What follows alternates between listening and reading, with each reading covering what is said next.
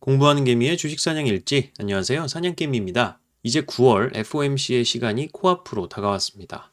우리나라 시간으로 21일 새벽 3시에 연준의 금리 결정이 있을 예정입니다. 시장의 컨센서스 그리고 트레이딩 이코노미 자체 전망도 5.5%로 동결을 예상하고 있죠. 자, 그리고 페드 워치를 보면 이번 연준 금리 결정은 현재 금리 수준인 5.5%로 동결할 확률이 전날 98%였는데 오늘 100%로 나오고 있습니다. 사실상 금리가 동결이 될 것이라는 얘기죠. 이렇게 금리 상승의 리스크는 거의 0에 가깝다고 봐도 무방한데 여기서 우리가 더 중요하게 봐야 할 것은 이 금리보다는 점도표입니다. 자, 연준에서는 이렇게 3월, 6월, 9월, 12월 파란색으로 되어 있는 달에 4번에 걸쳐서 이코노믹 프로젝션, 즉 경제 전망 보고서를 발표를 합니다. 그 중에 9월, 그러니까 이번 달이 점도표를 발표하는 세 번째 달인 거죠. 이미 아시는 분들도 계시겠지만 바로 이런 게 점도표였죠. 줄을 이렇게 쭉쭉 긋고 점 좀 찍어 놓은 게 뭐 그리 대단하냐 싶을 수도 있겠지만 실제로 시장에 미치는 파급력이 어마어마한 표죠. FOMC 위원들이 각자 생각하는 목표 기준금리 중간값을 예측해 놓은 지표니까요. 여기 보시면 6월 전망에서 가장 많은 의견이 모여 있는 구간이 5.25에서 5.75 사이였습니다. 반면에 올해 3월에 발표됐던 경제전망 보고서의 점도표를 보시면 5.0에서 5.25 사이에 가장 많은 점이 찍혀 있었어요. 자, 3월보다 6월에 점도표 금리 예측 구간이 0.25% 상향 조정됐음을 알 수 있죠. 그리고 여러분들도 아시다시피 현재는 기준금리가 5.5%인 상태입니다. 따라서 앞으로 꼭 이대로 된다는 보장은 없지만 시장의 기대감을 박살낼 수도 불을 지필 수도 있는 굉장히 중요한 발표라는 겁니다. 대체로 그렇게 기준금리가 흘러가기도 하고요. 자, 그렇다면 앞으로의 연준의 스탠스를 살펴보기 위해서 8월 24일부터 26일에 열렸던 잭슨홀 미팅에서 파월 연준 의장이 발표한 연설문 전문의 중요한 문장들을 살펴보면 인플레이션이 정점에서 하락하고 있긴 하지만 여전히 너무 높고 적절한 경우 금리를 추가로 인상할 준비가 되어 있으며 인플레이션이 목표를 향해 지속적으로 하락하고 있다는 확신이 들 때까지 제한적인 수준에서 정책을 유지할 계획이다 라는 말로 시장에 충격을 주었었죠. 자, 그러나 우리는 경제가 예상대로 냉각되지 않을 수 있다는 신호에 주의를 기울이고 있다.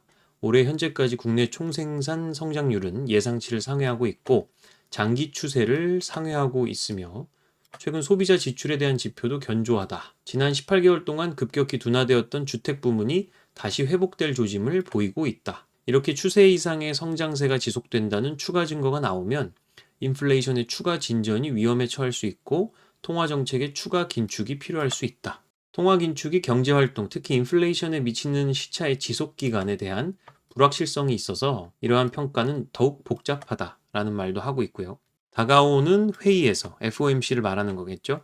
데이터의 총체와 진화하는 전망 및 위험을 바탕으로 진행 상황을 평가할 것이다 라고 말을 하고 있고 신중하게 결정할 것이다 라고 말하고 있습니다. 자, 어쨌든 연설문에서 중요한 포인트들을 기준으로 생각을 해보면 이번 9월 금리는 인상하지 않겠고 좀 더 지켜볼 수 있다는 것이겠고요. 다만 앞으로 있을 3분기, 4분기 GDP와 물가 등의 경제 지표들이 예상치보다 높게 나온다면 추가적으로 긴축을 진행할 수도 있다는 말이겠죠. 자, 이처럼 파월은 데이터가 나올 때까지 지켜본다는 표현을 자주 씁니다. 그만큼 데이터 디펜던트한 사람이기 때문에 실제 결과치가 나오면 그제서야 행동에 옮깁니다. 얼핏 보면 좋은 것 같긴 하지만 안타까운 건 실례로 21년 봄쯤에도 경기는 회복을 지나서 과열로 가고 있는 경기 사이클이었는데 오히려 이때 금리 완화를 해서 증시 변동성을 이렇게 키웠던 모습이 있었죠. 그래서 증시가 엄청나게 랠리를 했고요. 그 이후에는 오히려 인플레가 심하게 발생을 하면서 오랫동안 하락장을 맞이했습니다. 파월은 물가, 그리고 고용지표, GDP 등과 같은 후행적인 경제 지표들을 관찰을 하면서 선행적인 대응을 하지는 않는 사람으로 보입니다.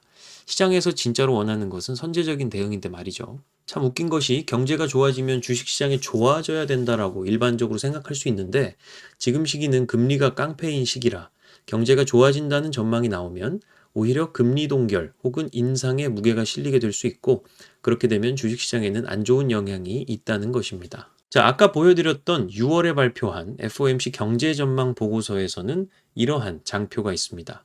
점도표 못지않게 중요한 각종 경제 지표들에 대한 앞으로의 전망치인데요. 여기서 23년도 실질 GDP 성장률의 중간값이 3월 전망에서는 0.4였는데 6월 보고서에서는 1.0으로 상향 조정을 됐던 것이 보입니다. 앞으로 미국의 3분기 GDP 성장률 전망이 10월부터 나오기 시작할 텐데요. 이제는 그러한 GDP 지표에 더 촉각을 곤두세울 때가 되지 않았나 하는 생각이 듭니다. 자, 그리고 보시는 바와 같이 미국의 실질 GDP 성장률과 OECD 경기 선행 지수는 동행하는 모습을 보여주는데 최근 OECD CLI 지표가 연속적으로 반등하는 모습이 나왔기 때문에 미국의 하반기 경제 성장률이 연준의 전망치보다 높게 나올 가능성도 염두에 두긴 해야 할 것 같습니다. 자, 따라서 만약 이번에 발표될 9월 경제 전망 보고서에서도 말씀드렸던 실질 GDP 성장률 전망치가 높아진다거나 그리고 점도표상에서 찍힌 금리 예상값이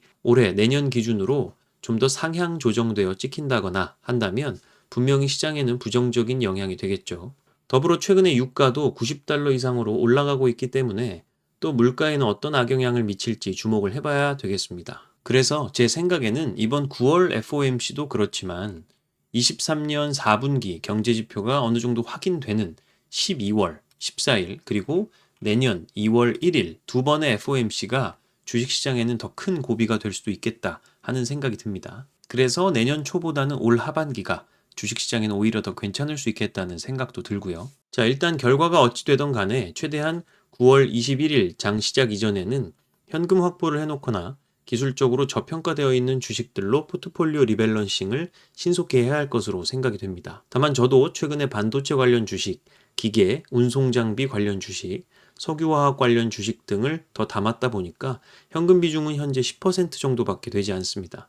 사실 그래서 FOMC 결과에 저도 굉장히 촉각을 곤두세우고 있어요. 오늘 그리고 내일 이틀 동안 현금화할 수 있는 주식은 최대한 현금화해서 20% 정도까지 현금 비중 높여놓는 것이 저희 개인적인 목표입니다. 만약 상황이 가능하신 분들께서는 현금 비중은 좀 더 높게 가져가시는 것도 좋을 것 같다는 말씀 드립니다. 자, 오늘 영상은 여기까지 하겠습니다. 도움되셨다면 구독과 좋아요, 알림 설정 부탁드리겠고요.